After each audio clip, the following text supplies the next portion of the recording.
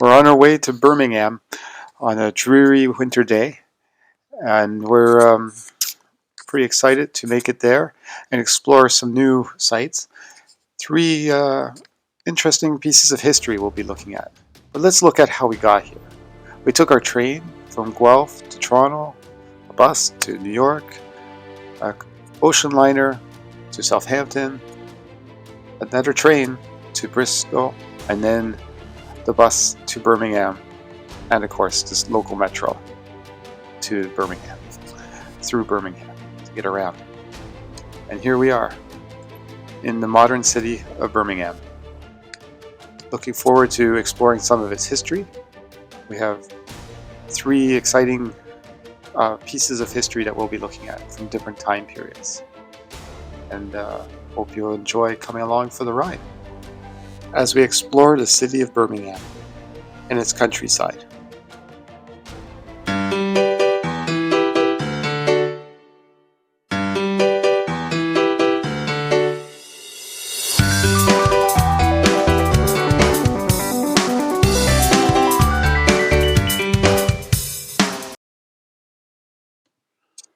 Our first historic site starts off with some colorful wordplay that I don't necessarily fully understand.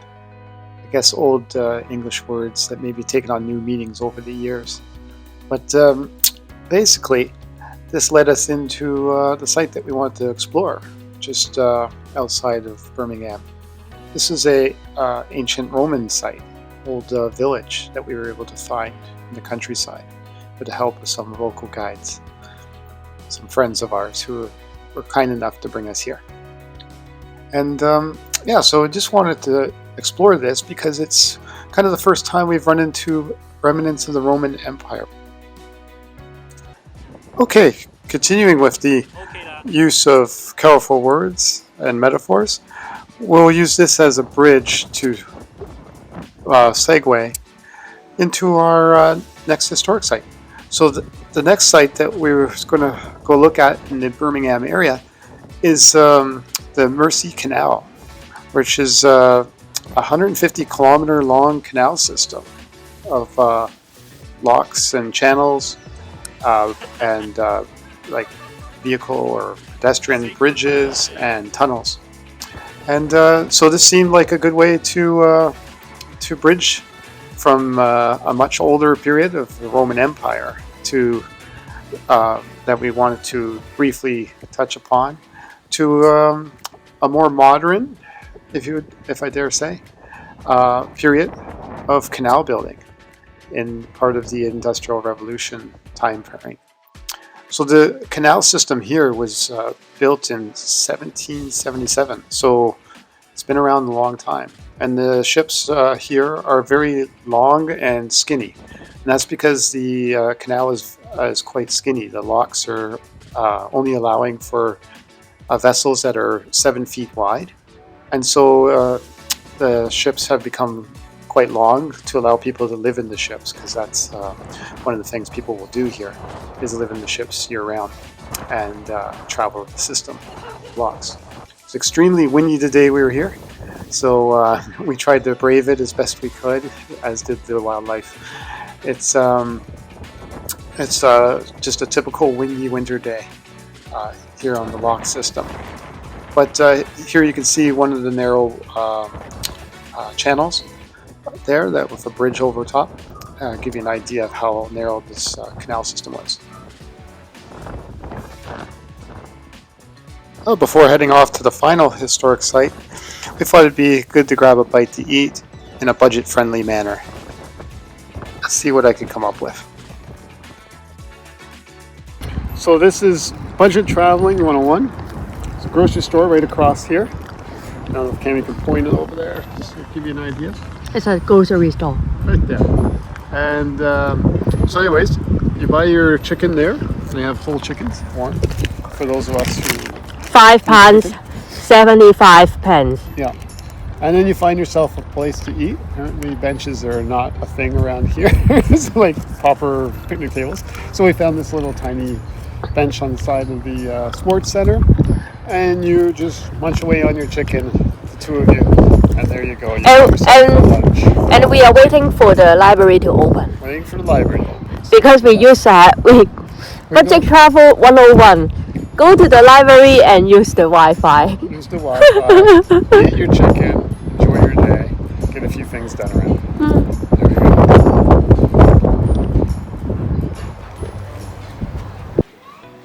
Well, after having a possibly unbalanced meal, it was time to head off to our final heritage site.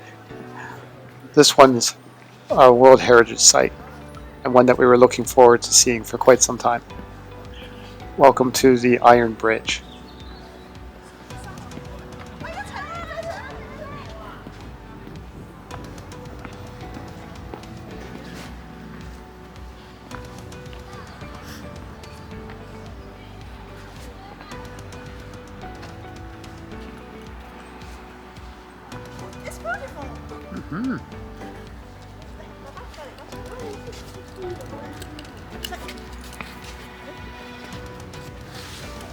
All right, welcome to the Iron Bridge. Iron Bridge. First World Heritage Site in Europe. So yes, Iron Bridge. This is the world's first fully iron constructed bridge, built in 1779. Yes, I've memorized facts. Yeah, it is written on the bridge. Yes, which makes it easy to remember. Yeah. So which is very convenient. Yeah. But yeah, the bridge is the first one built fully of iron, basically as kind of like a show of the ability to use iron for this kind of construction, and kind of promote iron construction going forward. So this was the very first time that had been done. This whole valley basically is an area that was just full of industrial activity, and was basically the starting point of a lot of the Industrial Revolution that took place here. So this was a way of basically showcasing the ability of smelted iron to be used in this kind of construction. So yeah. So anyways, this is this whole area. It doesn't look so industrial anymore. It's a little more, I guess you'd say, touristy maybe, but basically a little more natural probably. But before it was just full of smelters and stuff like this. All kinds of industrial activity was going on here. So that you can just kind of picture that back in the day.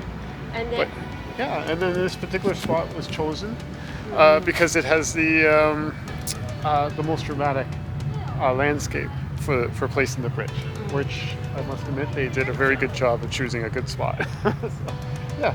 And nowadays they have a lot of trails, I think.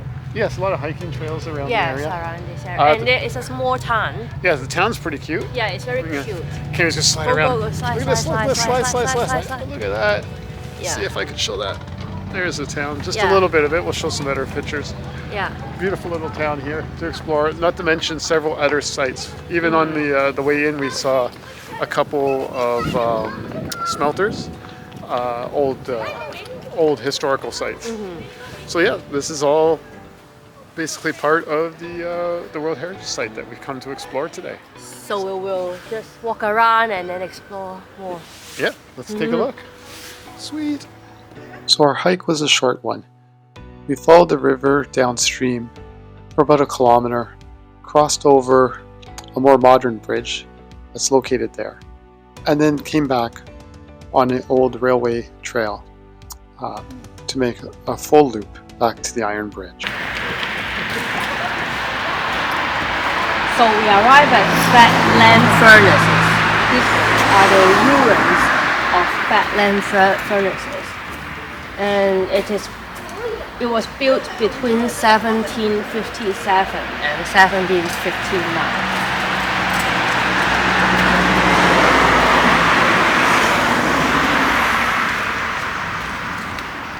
They were the most complete set of iron working furnaces.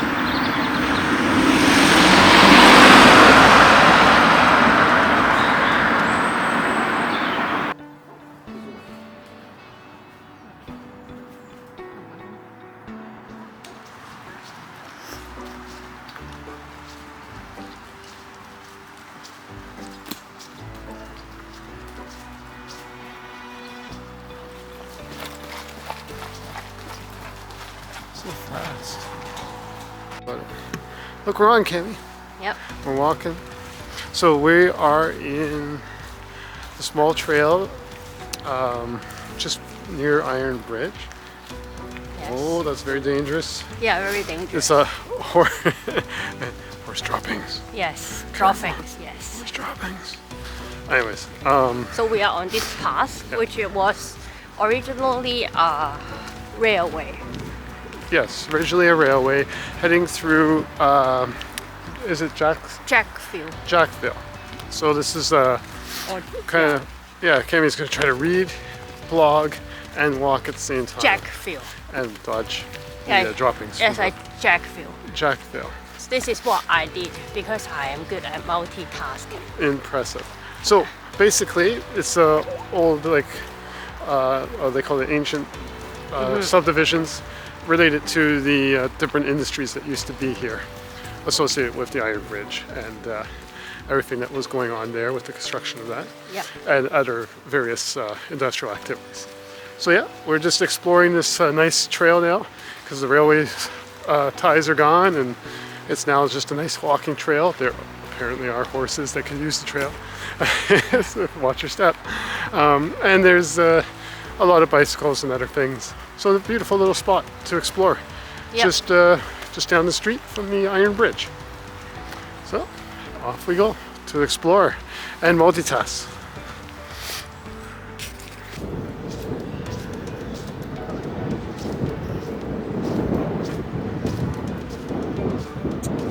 We have successfully completed our loop now and returned back to the Iron Bridge. And we're looking at the town now as a place to explore. So we're going to go for a little walk up to the church that we see in the distance and just peek around.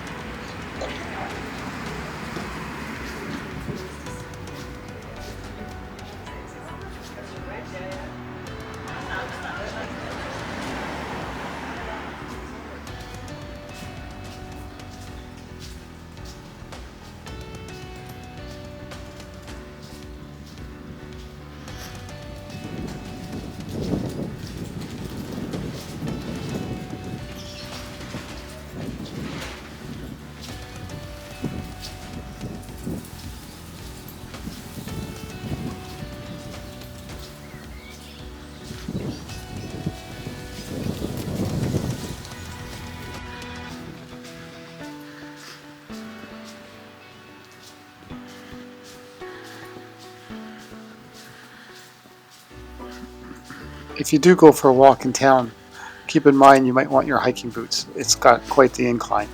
Definitely going to get some exercise trying to get up to the church.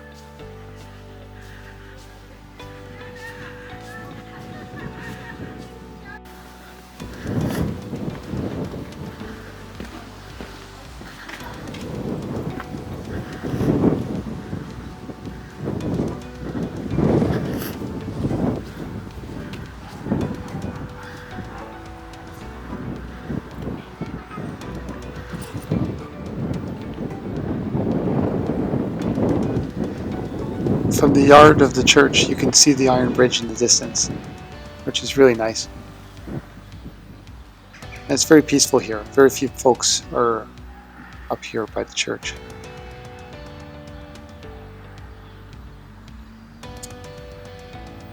And one added treat was kind of a hidden path that exists just below the churchyard that pops out beneath the church, providing some stunning view of the church and the tunnel itself. So if you're exploring in town, definitely take the time to try to find that. After wandering around a bit more, we worked our way back to the bridge and to the waterfront and concluded our day visiting the Iron Bridge.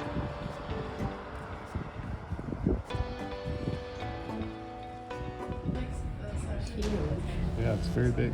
With our time in Birmingham coming to an end, it's time to head off to a new town, a slightly larger town. Maybe you'll recognize it. Very interesting. Yeah. As I'm sure you know where we're heading, we're hoping that some of the places we'll visit while there will be new to you. Something interesting. Hopefully the weather will change a little too. It's been a little damp.